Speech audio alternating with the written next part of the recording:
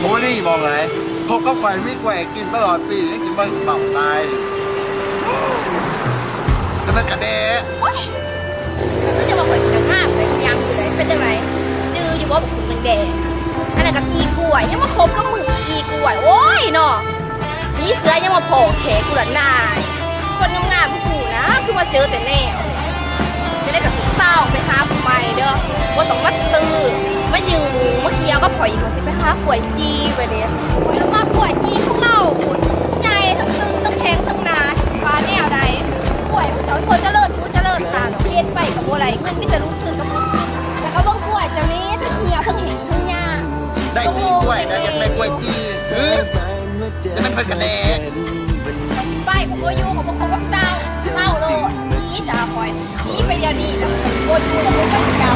บอยจะนี้ปล่อยเท้าเที่ยวของเจ้าบอไหวไปเจ้า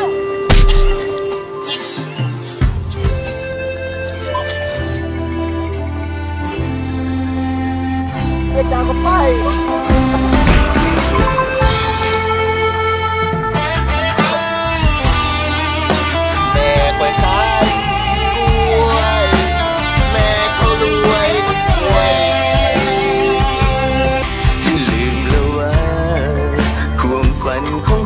สองคน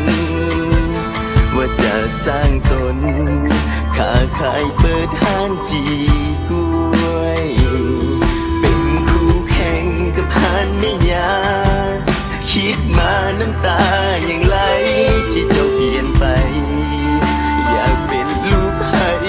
คนรวยแม่ก็ขายจีกล้วยแม่เขารวยขายคำ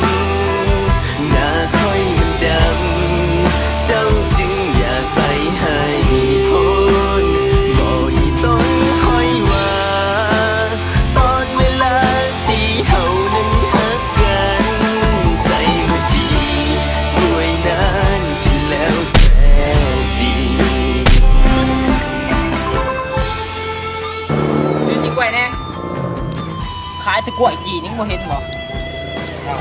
เขาบ่ได้เอิ้นว่าจีกล้วยว่าตัวกล้วยจีกล้วยอาหารบักนั่นห่านน่ะบ่จะขายแต่กล้วยจีบ่นี่มึงก็เบิ่งไงที่ล่ะเอาซื้อแน่สั่นนางข่าวก่อนนี่เดี๋ยวมันชุบนี่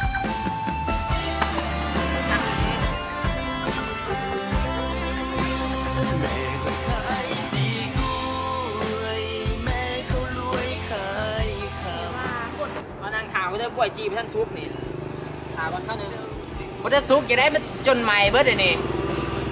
ใส่สิไหมอ้ายเบิ่งดีๆนี่ตายจะแสบสิตายบ่กูซื้อหรอกอย่าได้บ่ได้ตายว่าอีหยังสิซื้อหรือบ่ซื้อนี่ฮะ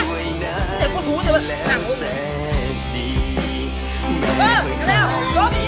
ซื้อเอากินนี่สแต็กไปนี่ไล่เรื่องนี้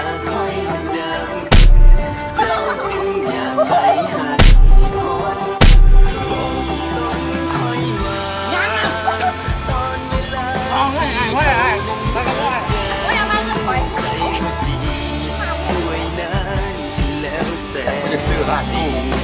มันรวยยอดคมเองคนเอาเงินมาแล้ว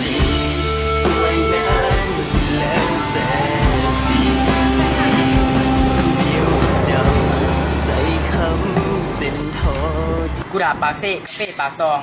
น้ำพองตุนพอดซีบอลลอนดื้อหน้ามันยังเขามันวะมะพร้าวหน้าไส้ปีนไก่หน้าปงเหล่าขาวมังคงลำบงสารวัตรไปนี่น้อย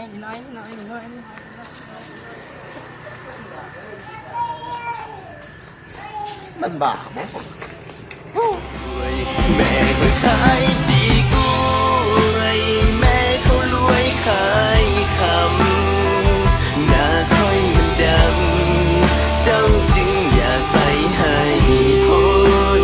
บ่อีต้นค่อยว่าขอบใจที่รับชมครับป้าพอจะจบเลยฝากกดไลค์ติดตามผมให้หน่อย